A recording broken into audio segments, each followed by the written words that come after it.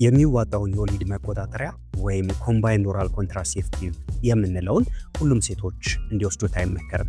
ኮምባይንድ ኦራል ኮንትራሴፕቲቭ የተባለው ለምንድን ነው የሚለውን ነገር እንመልከት። ኮምባይንድ ኦራል ኮንትራሴፕቲቭ የተባለበት ምክንያት ሁለት ቅመሞች በውስጡ ስላሉት ነው። ኤስትሮጅን እና ፕሮጀስትሮን የሚባሉ ቅመሞች ማለት ነው። እነዚህን ኮምባይንድ ኦራል ኮንትራሴፕቲቭ የሚባሉትን የወሊድ መቆጣጠሪያ መውሰድ የሌለባቸው ሰዎች አሉ። እነዚህም ሰዎች እነማን ናቸው? በጣም ወፍራም ሴቶች መውሰድ መቻል የለባቸውም። እድሜያቸው ከ35 ዓመት በላይ ሆኑ የሚያጨሱት ሴቶች መውሰድ መቻል የለባቸውም። የደም መርጋት ችግር ያለባቸው ሴቶች መውሰድ መቻል የለባቸውም።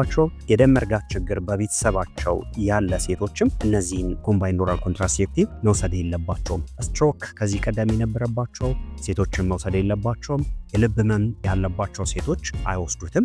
ማይግሬን ያለባቸው ማይግሬን ኖሮባቸው ግን ማይግሬኑ ቅድመ ምልክት የሚያሳያቸው ሴቶች እነዚህን ኮምባይንድ ኦራል ኮንትራሴፕቲቭን አይወስዱም። ሌላኛው ከፍተኛ የሆነ የደም ግፊት ያለባቸው ሴቶች እነዚህን ኮምባይንድ ኦራል ኮንትራሴፕቲቭ የምንላቸውን የወሊድ መቆጣጠሪያዎች መውሰድ መቻል የለባቸውም። የጡት ካንሰር ያለባቸውም ሴቶች እነዚህን የወሊድ መቆጣጠሪያዎች መውሰድ መቻል የለባቸውም። የሐሞት ከረጢት ችግር ያለባቸው የሐሞት ቱቦ ችግር ያለባቸው ሴቶችም እነዚህን የወሊድ መቆጣጠሪያዎች መውሰድ መቻል የለባቸውም። ሌላው ደግሞ የጉበት ካንሰር ያለባቸው ሴቶችና ሌላኛው ሊቨር ሲሮሲስ የምንለው ችግር ያለባቸው ሴቶች ይህንን የወሊድ መቆጣጠሪያ መውሰድ መቻል የለባቸውም። ሌላ ስኳር ኖሮ ስኳሩ ደግሞ የተለያዩ የጎንዮሽ ጉዳትን ያመጣባችሁ ሴቶች ይህንን የወሊድ መቆጣጠሪያ መውሰድ መቻል የለባችሁ ማለት ነው። የትኛውንም የወሊድ መቆጣጠሪያ መጠቀም ስትፈልጉ መጀመሪያ የጤና ባለሙያን ማማከር በጣም አስፈላጊ ነገር ነው። ምክንያቱም የተለያዩ ጉዳቶችን ሊያስከትል ስለሚችል ማለት ነው። ከላይ የጠቀስኩት